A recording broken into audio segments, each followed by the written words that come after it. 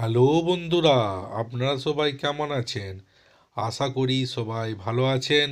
আমরা এবার পৌঁছে গেলাম ভারতের সবথেকে পুরনো শহর বারাণসীতে।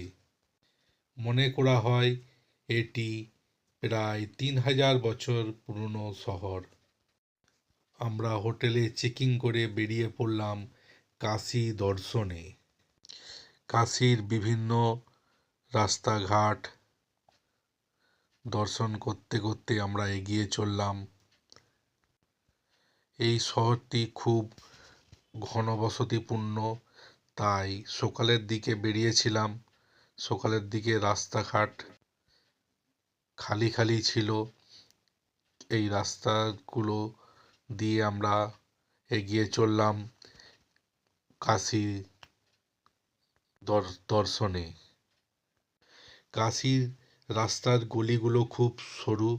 এই গলি দিয়ে আমরা এগিয়ে চললাম মণিকর্ণিকা ঘাটের দিকে। প্রথম দিন আমরা গিয়েছিলাম মণিকর্ণিকা ঘাট সকালে, কিন্তু এই গলিগুলো সরু ও ন্যারো। এই করতে করতে আমরা মণিকর্ণিকা ঘাটের সামনে পৌঁছে গেলাম।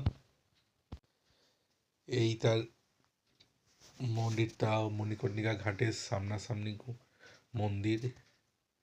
এইটা দিয়ে উঠে গেলে একটি মন্দির আছে। এই মন্দিরটার পেছনে মণিকর্ণিকার বিখ্যাত শ্মশান ঘাট, যেখানে মানুষ মরে স্বর্গ লাভের আশায় আসে।